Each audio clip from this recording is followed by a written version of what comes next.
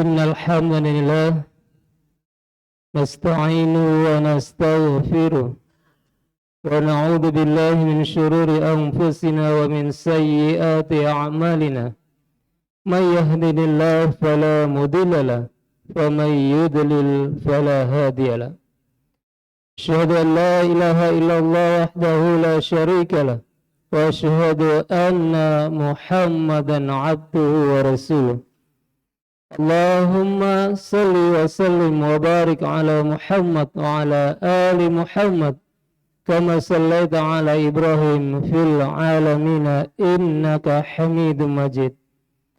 قال الله تعالى في كتابه الكريم أعوذ بالله من الشيطان الرجيم بسم الله الرحمن الرحيم يا أيها الذين آمنوا اتقوا الله حق تقاته ولا تموتن إلا وأنتم مسلمون.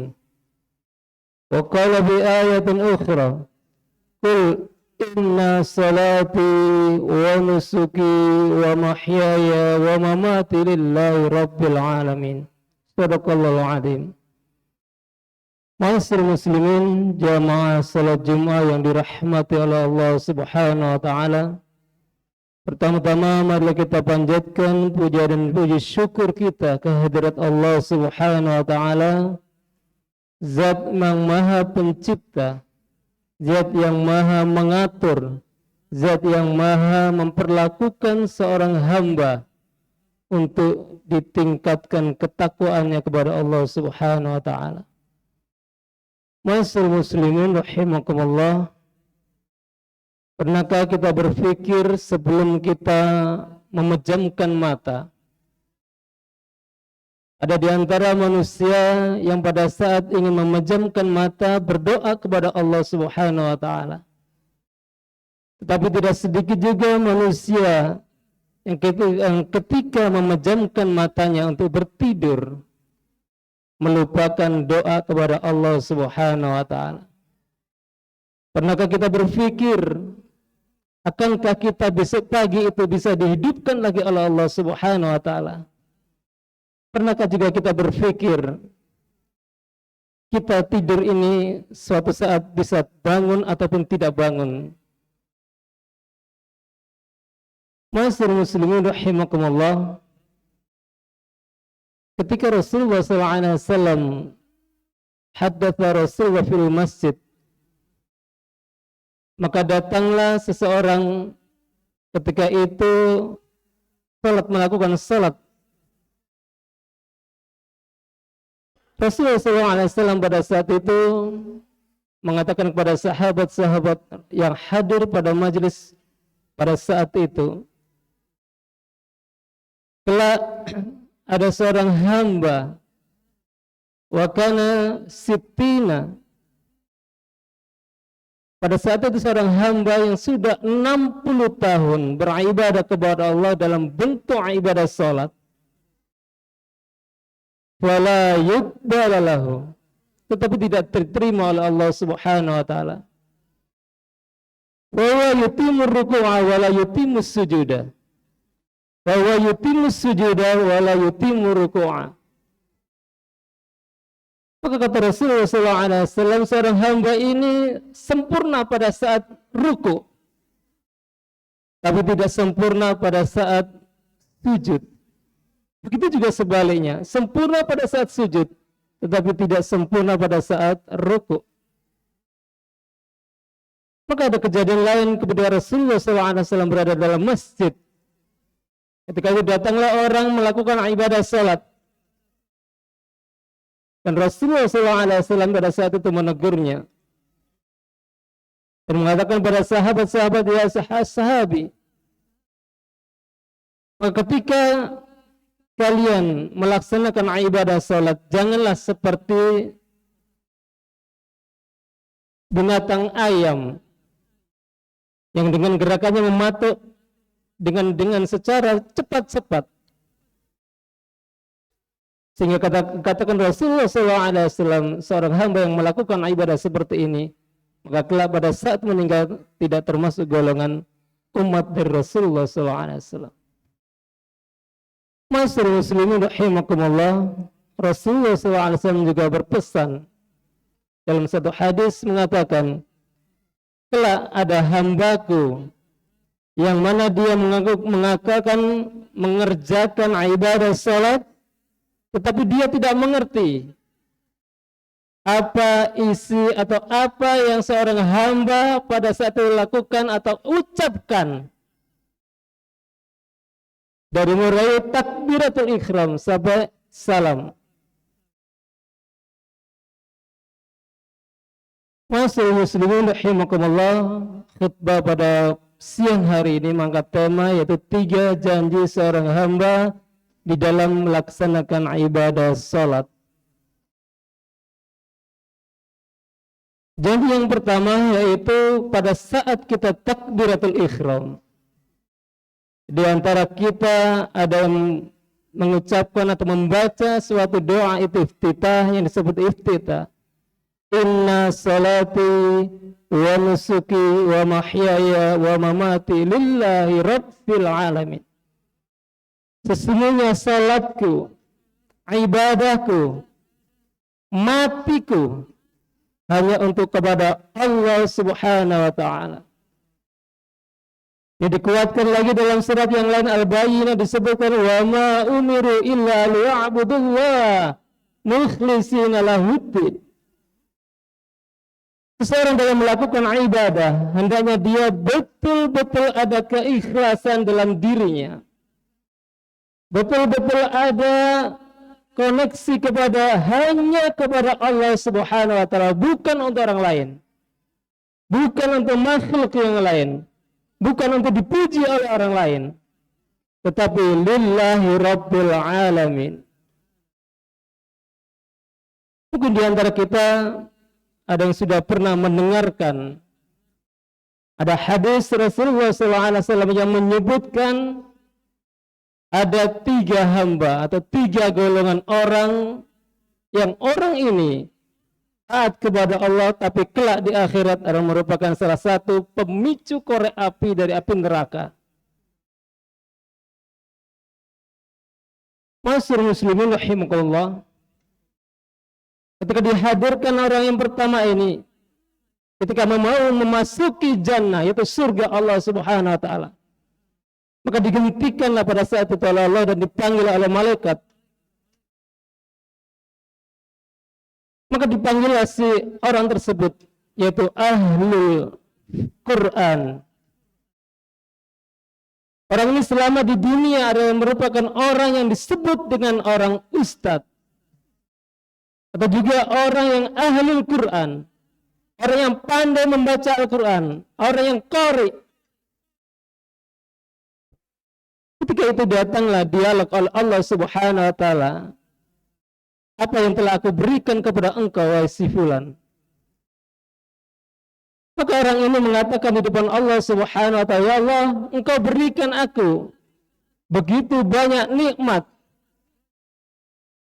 sehingga aku bisa mempelajari agama dinul Islam, saya bisa mengerjakan ataupun membuat Al-Quran dalam diri aku,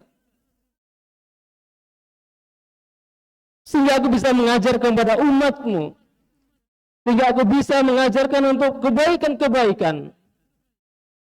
Tetapi Allah mengatakan pada saya itu, kadzabta, bohong kamu, bahwasanya engkau pada saat kehidupan di dunia ini pandai mengaji Al-Quran, pandai untuk berdakwah. Bukankah engkau mendapatkan semua itu sudah kamu dapatkan di dunia dengan pujian-pujian manusia? Maka ketika itu malaikat dipanggil oleh Allah Subhanahu wa ta'ala, langsung si fulan tersebut diseret oleh malaikat, dimasukkan kepada api neraka. Yang kedua, yaitu orang yang berjihad fisabilillah. Dia mengatakan kepada Allah Subhanahu wa ta'ala, kehidupan di dunia ini dia peruntukkan untuk jihad fisabilillah. Sekali lagi Allah mengatakan kadzabta. Pokoknya semua yang kau lakukan di dunia itu berjuang atas nama agama, mengatakan dirinya fisabilillah, tetapi engkau melakukannya untuk ketenaran kamu. Sekali lagi dipanggil, diantar oleh malaikat dan diseret oleh malaikat untuk menuju naru jahannam Allah. Yang ketiga, ketika datanglah seorang yang dermawan, orang yang kaya raya. Selama di dunia dia bisa mempergunakan hartanya ini. Maka ditanya oleh Allah Subhanahu wa taala, apa nikmat yang telah engkau berikan kepada engkau, wahai si fulan? Maka hamba ini mengatakan, wahai Allah Subhanahu wa taala, engkau berikan aku banyak nikmat. Engkau berikan aku harta yang berlimpah-limpah dan aku sedekahkan. Dan aku bantu orang-orang yang tidak mampu. Tapi sekali lagi Allah mengatakan, kadzabta, bohong kamu. Engkau membantu orang, engkau bersedekah, engkau menyumbang sesuatu, tetapi engkau ada toleransi yang lain. Ada sisi lain yang supaya engkau dipuji oleh manusia. Ada sisi lain supaya engkau diberikan martabat di sosial begitu orang-orang yang dermawan. Maka dipanggil malaikat dan dilemparkan ke dalam neraka jahanam Allah Subhanahu wa taala. Maka dari itu segala aktivitas kehidupan dalam beribadah kepada Allah, titik poin satunya adalah keikhlasan. Janji yang kedua dalam Al-Quran ketika kita salat, yaitu ada di dalam surat Al-Fatihah. Ketika kita menyebut iyyaka na'budu wa iyyaka nasta'in. Hanya kepadamu Allah aku bergantung. Aku menyembah dan aku beribadah. Ma'asyiral muslimin rahimakumullah. Sering kita membaca Al-Fatihah, sering kita membaca ayat ini. Tetapi tidak sedikit daripada teman-teman kita, saudara-saudara kita, ketika ditimpa suatu musibah, ketika ditimpa suatu ujian dari Allah Subhanahu wa taala, kemana dia pergi? Benarkah dia ketika dapat ujian pada saat itu pergi dan menghadap Al-Quran ataupun kepada Allah? Tidak sedikit daripada teman-teman kita, saudara-saudara kita, ketika datang suatu ujian, cobaan dari Allah Subhanahu wa taala, dia lari kepada seseorang yang mungkin dianggap dia orang pintar. Tidak sedikit daripada teman-teman kita, saudara-saudara kita, ketika diuji oleh Allah dagangannya tidak laris ataupun kebangkrutan, apa yang dilakukan? Dia pergi ke tempat-tempat orang yang bisa membuat dagangannya ini laris. Tidak sedikit ketika teman-teman kita, saudara-saudara kita diuji oleh suatu kesakitan,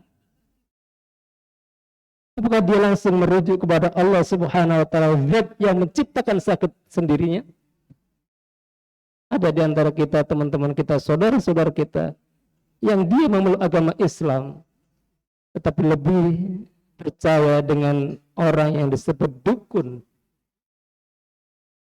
sehingga dia lari kepada mereka-mereka itu yang jauh notabene di luar syariat Islam, tidak mengacu kepada Allah Subhanahu wa taala sebagai zat yang menciptakan dan juga yang menyembuhkan suatu penyakit itu sendiri.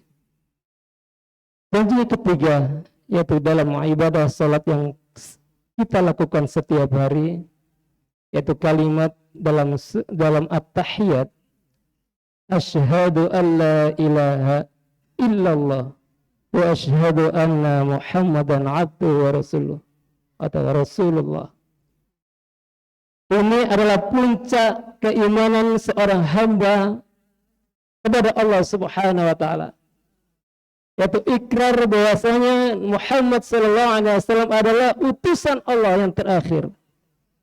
Dan begitu juga kalimat la ilaha illallah. Sehingga kata Rasulullah sallallahu alaihi wasallam, siapa di akhir hayatnya yang mengucapkan kalimat la ilaha illallah, dakhala jannah. Ma'asyiral muslimin rahimakumullah, inilah tiga tempat atau tiga sesuatu yang ada dalam ibadah salat kita yang mungkin setiap hari ini kita kerjakan, setiap hari ini kita baca, tetapi kita masih belum mampu meresapi dalam arti dan sifat daripada makna ini. Aqulu qouli hadza wa astaghfirullaha li wa lakum innahu huwal ghafurur rahim.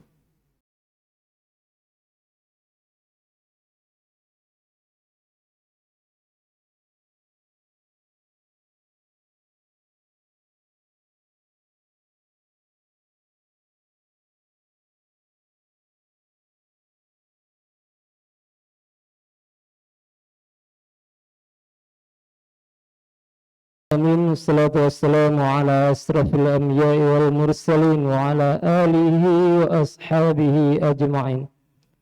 Qala Allah ta'ala fi kitabil karim, a'udzu billahi minasyaitonir rajim. Bismillahirrahmanirrahim. Ya ayyuhalladzina amanu ittaqullaha haqqa tuqatih wa la tamutunna illa wa antum muslimun. Sadaqallahu adzim. Ma'asyiral muslimin rahimakumullah. Kenapa kita ini diwajibkan oleh Allah untuk beribadah, khususnya salat? Kalau kita maknai suatu kewajiban, kalau hanya untuk mengerjakan salat atas dasar kewajiban, maka andai kata seorang hamba sudah melakukan salat, bisa menggugurkan kewajiban itu sendiri. Terserah apakah salatnya wudunya sah, baju yang dipakai itu lepas dari hadas kecil atau hadas besar, ataupun hal yang lainnya. Sehingga kalau atas dasar suatu kewajiban, maka selesai salat, dia selesai kewajibannya. Tetapi Allah melekatkan ibadah salat ini dalam kalimat silah. Silah bisa diartikan adalah koneksi. Sering kita menghadiri, artinya kumpul-kumpul, sehingga disebut dengan kalimat silaturahmi. Maka ketika kita kumpul itu ada koneksi antara teman satu dengan yang lain, ada sapaan satu dengan yang lain, sehingga kita kenal si fulan, rumahnya di mana dan sebagainya. Begitu juga kita dalam ibadah salat ini, hendaknya kita mengkoneksikan diri kita kepada Allah Sang Pencipta. Kita sudah mengetahui bahwasanya yang menciptakan dunia ini Allah, yang mematikan kita juga Allah Subhanahu wa taala, yang memberi rezeki kita juga Allah Subhanahu wa taala, dan yang tidak memberi rezeki kepada kita juga Allah Subhanahu wa taala. Sebagai teori yang sangat simpel saja, ketika kita kenal dengan seseorang yang punya jabatan tinggi, entah itu seorang lurah ataupun sesuatu yang punya jabatan, ketika kita berkoneksi dengan saudara tersebut, alangkah mudah jalan kita untuk menuju suatu titik yang kita kehendaki. Kalau kita mengenal gubernur secara akrab, maka ketika kita mengajukan sesuatu anggaran ataupun apa, akan cepat juga terrealisasi daripada wujud apa yang kita inginkan. Begitu juga ketika kita melaksanakan ibadah salat ini, hendaklah ada rasa koneksitas dalam diri kita. Bukan hanya suatu kewajiban saja, tetapi ada kebutuhan kita sebagai makhluk kepada Allah Subhanahu wa taala, Sang Khalik, yaitu pencipta. Sehingga apa yang kita baca, apa yang kita ucapkan dalam ibadah salat ini, hendaknya kita bisa mengerti arti daripada bacaan itu sendiri. Kita bisa memahami arti salat, kita bisa memahami fungsi salat, dan juga kita bisa memahami makna daripada salat itu sendiri. Sehingga kita yang sudah berumur 30 tahun, 40 tahun, 50 tahun, atau bahkan ada yang 70, 80 tahun, tidak hanya sekedar melaksanakan salat saja, tetapi bisa memahami makna salat, memahami bacaan-bacaan dalam salat, mengerti apa rangkaian dalam ibadah salat, sehingga salat kita ini bisa khusyuk, salat kita ini bisa terkoneksi kepada Allah Subhanahu wa taala. Kita bayangkan sahabat-sahabat Rasulullah SAW, begitu indahnya dalam beribadah salat. Bahkan pedang pun masuk ke dalam tubuhnya ketika ditusuk oleh musuh Islam. Maka Umar bin Khattab tidak bergeming, artinya masih dalam ibadah rangkaian salat dan tidak terjatuh. Karena ada sahabat Rasulullah SAW ingin dicabut panah busurnya dari tangan atau dari badannya, maka dia minta izin kepada sahabat itu, cabutlah ketika aku melaksanakan ibadah salat. Ketika melaksanakan ibadah salat, bermunajat kepada Allah, mensinkronkan diri kepada Allah, koneksi kepada Allah. Ketika dicabut oleh sahabat tersebut, beliau tidak merasakan apapun kesakitan. Karena apa? Dia ingin bertemu kepada Allah. Pada saat salat ingin bertemu kepada Allah. Mudah-mudahan khutbah yang singkat ini bisa menjadikan diri kita untuk selalu beribadah dan meningkatkan ibadah kita, sehingga ibadah kita bisa ada nilai kepada Allah Subhanahu wa taala dan tidak itu saja. Allahumma shalli ala Muhammad wa ala ali Muhammad kama shallaita ala Ibrahim fil alamin innaka Hamidum Majid. Allahumma ighfir lil muslimina wal muslimat wal mu'minina wal mu'minat al ahya'i minhum wal amwat. Allahumma inna nas'aluka salamatan fid din wa 'afiyatan fil jasad wa ziyadatan fil 'ilmi wa barakatan fil rizqi wa taubatan qabla al-maut wa rahmatan 'inda al-maut wa maghfiratan ba'da al-maut. Allahumma hawwin 'alaina fi sakaratil maut wa najatan minan nar wal 'afwa 'inda al-hisab. Rabbana la tu'akhidna in nasina aw akhtana. Rabbana wa la tahmil 'alaina isran kama hamaltahu 'ala alladhina min qablina. Rabbana wa la tuhammilna ma la taqata lana bih. Wa'fu 'anna waghfir lana warhamna anta maulana fansurna 'alal qawmil kafirin. Rabbana hab lana min azwajina wa min dhurriyyatina qurrata a'yun waj'alna lil muttaqina imama. Rabbana zalamna anfusana fa in lam taghfir lana tarhamna lanakunanna minal khasirin. Rabbana atina fid dunya hasanah wa fil akhirati hasanah wa qina adzaban nar. Bifadlika subhana rabbika izzati amma yasifun. Wassalamu ala mursalin alhamdulillahi rabbil alamin. Aqimis salat.